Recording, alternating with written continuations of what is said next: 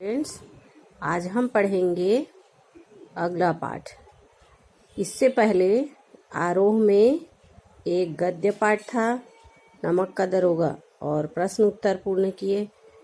फिर है पद्य कबीर के दोहे। कबीर के जो पद हैं उसमें प्रश्न उत्तर आपको लिखना था। जो नहीं लिख पाए होंगे वो आज लिखने का काम पूरा करेंगे। उसके बाद है वितान का पाठ। वितान में हम पढ़े लता मंगेशकर, बेजोड़ गायिका। तो जिनका लिखने का काम अधूरा है जल्दी से जल्दी पूरा कर लेंगे। आज दोनों पाठ का प्रश्न उत्तर और आगे कल लिखेंगे। आज हम पढ़ रहे हैं अगला पाठ, जिसकी लेखिका हैं कृष्णा सोबती। ये पाठ है मियां नसरुद्दीन। ये एक प्रसिद्ध रसोइया थे। ये इनका नाम है और इनकी पाक कला थी, माने रोटी बनाने की इसमें कला थी। उससे प्रभावित होकर कृष्णा सोबती, ये जो लेखिका हैं, उन्होंने इसको लिखा है। उनके बारे में कहा गया है, समय ही वह रंग है जो अनेक अनेक रंगों में विभाजित होता है और पठन पाठन माने पढ़ना और पढ़ाना प्रक्रिया द्वारा फिर एक हो जाता है। ये शब्दों के आलोक में इनकी रचना में से है।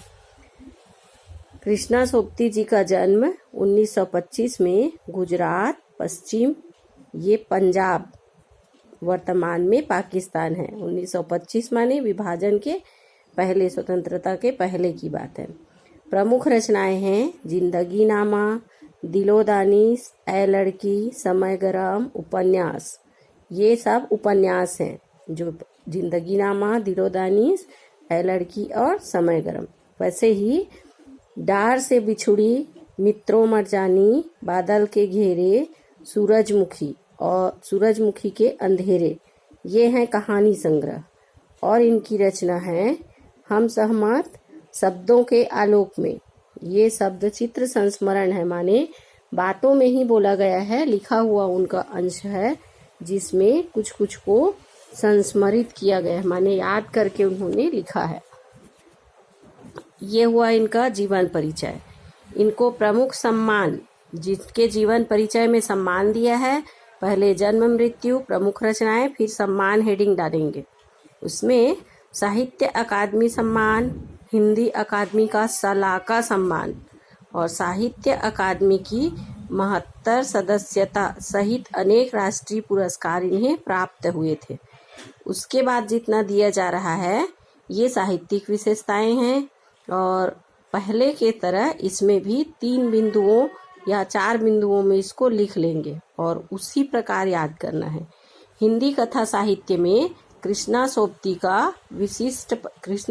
की विशिष्ट पहचान है, से तात्पर्य है वर्तमान लेखन में उनका लोगों के बीच अजीब छाप है। वे मानती हैं कि इनका लिखना विशिष्ट लिखना है। यही कारण है कि उनके संयमित लेखन और साफ सुथरी रचनात्मकता ने अपना एक नित नया पाठक वर्ग बनाया है। यहाँ तक में हुई एक साहित्यिक विशेषताएं। यहाँ से यहाँ तक नंबर डालेंगे, निशान लगाएंगे। साहित्यिक विशेषताओं में ये है पहला। उसी प्रकार उनके कई उपन्यासों, लंबी कहानियों और संस्मरणों ने उन्हें साहित्यिक संसार में अपनी दीर्घजीवी संबंधी कहानियों और संस्मरणों में स्थिति सुनिश्चित की है। इसके बाद से जो दिया है वो दूसरे नंबर पे आएगा। जो पहले जहाँ तक निशान लगाए वो एक हुआ, ये 2 है। उन्होंने हिंदी साहित्य को कई ऐसे यादगार चरित्र दिए जिनकी उपस्थिति सुनिश्चित है, जो अमर हैं। ये यहाँ तक में दूसरा है और इसमें उदाहरण भी दिया है, जैसे मित्रों मरजानी, शाहनी, शहमत आदि। ये इनकी रचनाएं हैं जिसके बारे में इसमें वर्णित है। ये हुई 2 विशेषता। और तीसरी विशेषता है भारत पाकिस्तान पर जिन लेखकों ने हिंदी कालजयी रचनाएं, कालजयी मतलब समय के साथ वह अमर हो गई हैं, रचनाएं लिखी, उनकी रचनाओं में कृष्णा सोबती का नाम पहली कतार में रखा जाएगा। माने हिंदी साहित्य में उन्होंने महत्वपूर्ण जो भूमिका निभाई है। समय के साथ लोग कुछ चीज़ों को याद रखना चाहते हैं, उन चीज़ों का उन्होंने उल्लेख किया है। झूठा सच, आधा गांव और भीष्म साहनी के तपस आदि अनेक इनकी प्रसिद्ध रचनाएं हैं।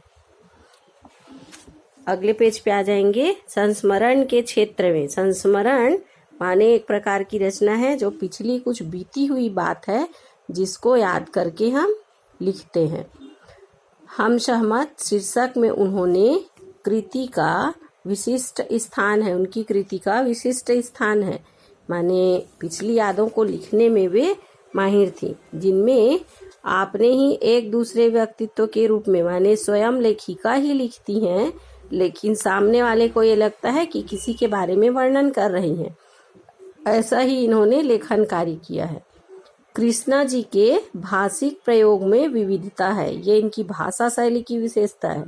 उन्होंने हिंदी की कथा भाषा को एक विलक्षण ताजगी दी। संस्कृत निष्ठ तत्समता, उर्दू का बागपन, पंजाबी की जिंदा दिली आदि इनकी रचनाओं में मौजूद है।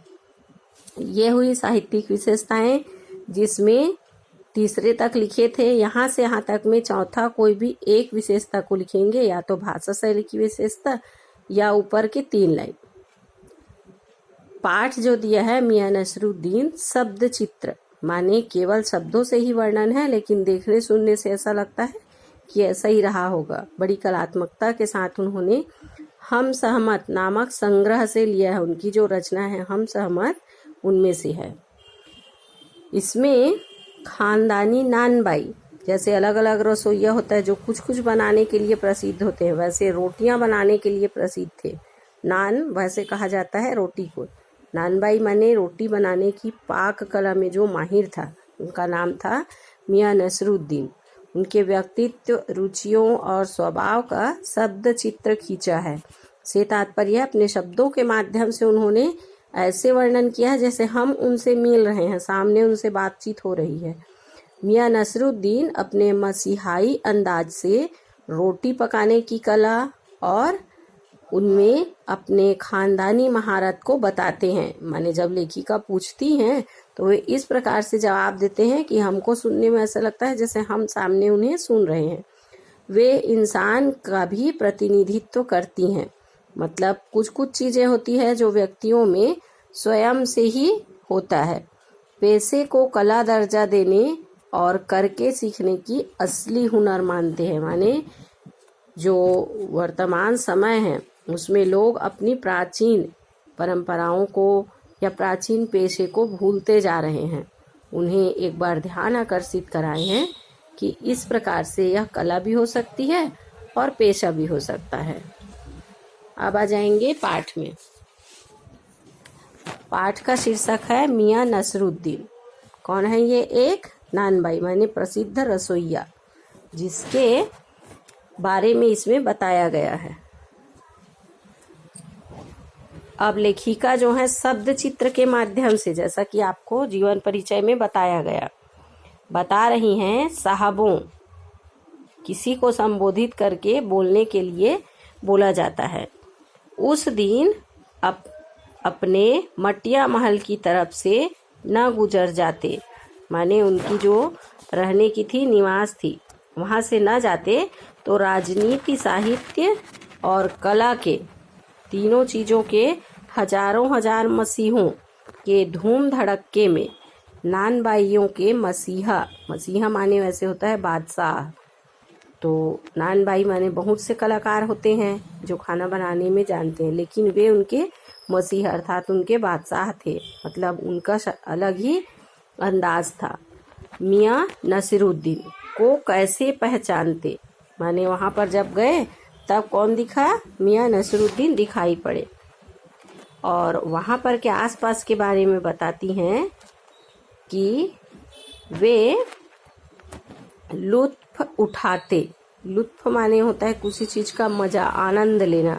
उनके मसीही अंदाज का, कि बड़े शानदार तरीके से बादशाही पोजीशन में बैठे और बातचीत करते थे।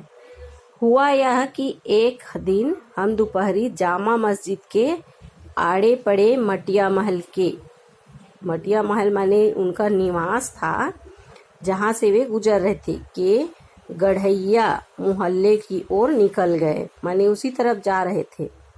जैसे अपना मोहल्ला होता है, पहले कोई महल पड़ा, वैसे ही वो एक महल था। कौन सा?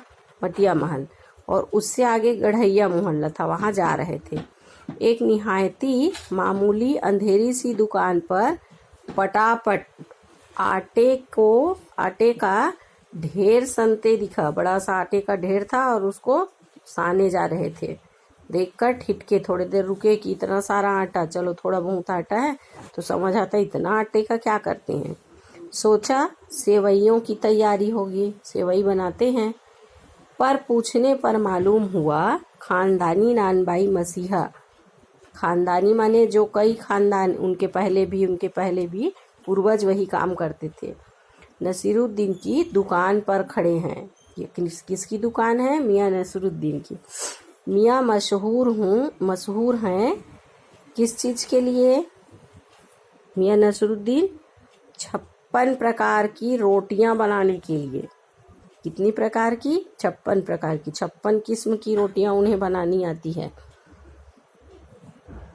और हमने जो अंदर झांका, माने आटा यहाँ पर सान रहे हैं तो चलो देखा जाए यहाँ और क्या क्या है। मियाँ चारपाई पर बैठे बीड़ी का मजा ले रहे थे, आराम से वहाँ पर बैठे थे। मौसमों की मार से पका चेहरा, गर्मी, धूप और सब मौसम में उन्हें रोटियां बनानी पड़ती थी, तो चेहरे पर उसका प्रभाव दिख रहा था। आँखों में काइयाँ भोलापन, माने समय के साथ वे सारी चीज़ों को जानते हैं, लेकिन बड़े मासूमियत से सभी चीज़ों का जवाब देते। पेशानी माने होता है माथा पर मंजे हुए कारीगर के तेवर थे, माने बहुत अच्छे एक्सपर्ट कोई होते हैं, वैसे ही उन्होंने हमें ग्राहक समझ लिया। ग्राहक समझा कि कोई रोटी बनाने के लिए ऑर्डर देने आया है। मियाँ ने नज़र उठाई, फरमाइए, माने नज़र उठाकर उन्होंने पूछा कि क्या है, कहिए। झिझक से कहा, आपसे कुछ सवाल पूछने थे। किसने कहा? लेखिका ने थोड़ा झिझकते हुए कहा कि आपसे कुछ सवाल पूछने थे, आपको वक्त हो तो।